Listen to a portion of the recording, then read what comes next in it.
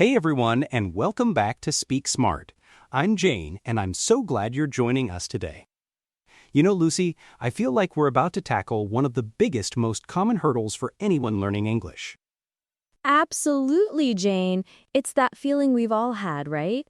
You've studied the grammar, memorized vocabulary lists, maybe even aced some tests, but then someone asks you a simple question in English and suddenly your mind just goes blank. That fear of speaking, that lack of confidence, it's a huge barrier.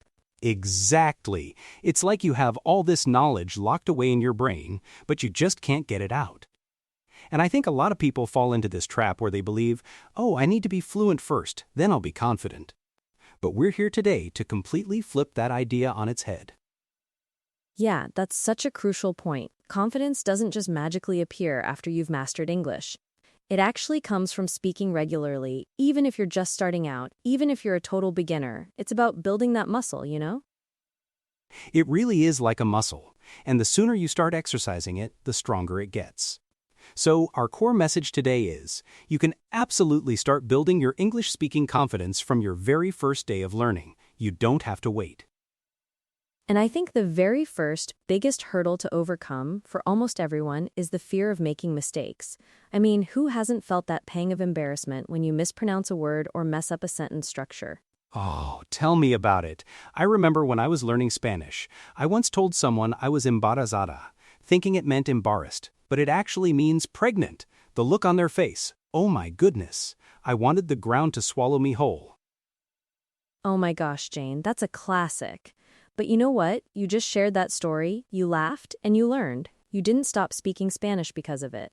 And that's exactly the point. Every single successful English speaker out there has made mistakes, probably thousands of them while learning. Right, mistakes aren't signs of failure. They're actually incredible proof that you are trying, that you are improving. They're like little signposts saying, hey, you went this way, maybe try that way next time. If you're not making mistakes, you're probably not speaking enough. Exactly. It's like a child learning to walk. They fall down a million times before they can run, right?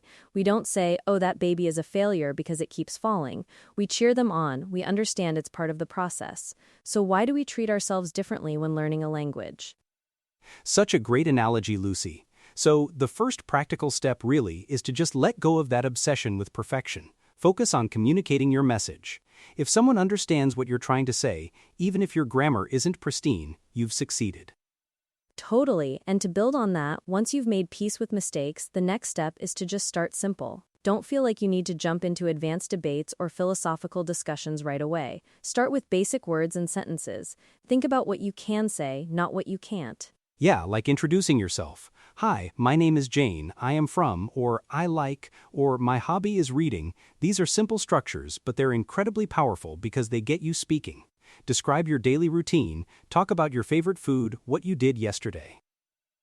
And the beauty of that is, using simple English consistently is so much more effective than waiting until you know all the advanced vocabulary. Because if you're waiting for advanced vocabulary, you're not speaking, and if you're not speaking, you're not building confidence. It's a vicious cycle if you wait. So, let's say someone's ready to embrace mistakes and start simple. What's the next immediate, actionable thing they can do every single day, even if they don't have a speaking partner? Ah, this is where my favorite tip comes in. Practice speaking aloud every single day. And I mean every day, even if it's just for 5 minutes. You don't need an audience. You can talk to yourself. I do this all the time, not just for English. I'll narrate my day in my head, but sometimes I'll actually say it out loud. Like, okay, I need to get up now, then I'll make some coffee. What kind of coffee do I want today? It sounds silly, but it works. It absolutely works. Reading short articles aloud is great. You're seeing the words, you're hearing them, you're practicing pronunciation. Or repeat phrases from videos or podcasts. Shadowing, they call it. You listen, then you immediately try to imitate what you hear. Shadowing is fantastic for training your mouth muscles and your brain to work together naturally. Because speaking isn't just about knowing the words, it's about the physical act of forming the sounds, the rhythm, the intonation. And that only comes with practice. Right. The more you practice speaking aloud, even to yourself, the more comfortable and natural it will become. And comfort leads to confidence. It's a direct line there. You'll stop feeling so clunky and your words will flow more easily. So we've talked about embracing mistakes, starting simple, and speaking aloud. What about listening? How does that tie into building speaking confidence? Listening is absolutely essential, Jane. It's like the fuel for your speaking engine. When you listen to native speakers through podcasts like this one, through videos, movies, or even actual conversations, you're absorbing so much more than just words. You're picking up on pronunciation, right? The natural rhythm of the language, the stress patterns, even common expressions that native speakers use automatically, but might not be in your textbook. Exactly. You start to understand how sentences are constructed naturally, not just grammatically. And then, when you try to imitate what you hear, you're not just repeating, you're internalizing those patterns.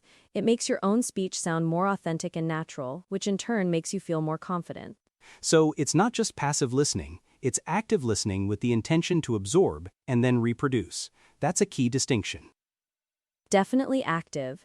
Think of it as tuning your ear and your mouth simultaneously. The more you hear correct, natural English, the easier it becomes for your brain to produce it, even if imperfectly at first. And that's okay, because we're not aiming for perfection, remember? Right? Progress over perfection. Which leads us to, I think, one of the most overlooked aspects of building confidence: celebrating your progress. We're often so hard on ourselves, focusing only on what we can't do yet.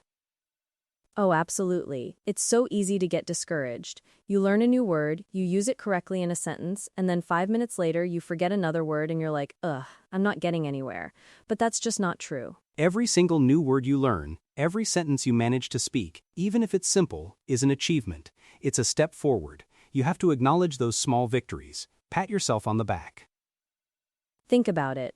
A week ago, maybe you couldn't say my favorite food is pizza, or describe your morning routine in English, but today, you can. That's huge, that's tangible progress, and confidence truly grows through action, not through waiting. It really does. And I think that consistency is key here. It's not about doing a massive 3-hour speaking session once a week. It's about doing a little bit every single day. 5 minutes, 10 minutes, whatever you can manage. Exactly. Small, consistent efforts compound over time. If you speak a little English every day, your skills and your self-belief will improve together, hand in hand. You'll start to see that it's not so scary after all, and you'll slowly but surely chip away at that fear. And remember, every fluent speaker out there, every single one, was once a beginner. They stumbled, they made mistakes, they felt awkward, just like you might be feeling now. They didn't achieve fluency overnight. They achieved it by putting in the consistent effort and refusing to let fear stop them. It's a journey, not a destination, especially with language learning. So if you take away one thing from today's episode, let it be this. Don't wait for confidence to magically appear. Create it. Start today, stay consistent, embrace the process, embrace the mistakes, and celebrate every single step forward. Absolutely. Your voice deserves to be heard, and your message matters. So start speaking, even if it's just to yourself in the mirror. You'll be amazed at how quickly that confidence builds. Thanks for tuning in to Speak Smart, everyone. We hope this empowers you to take that first step, or the next step, on your English speaking journey. Yes, thank you for joining us. We really believe in you. Keep practicing, keep speaking, and we'll catch you next time on Speak Smart.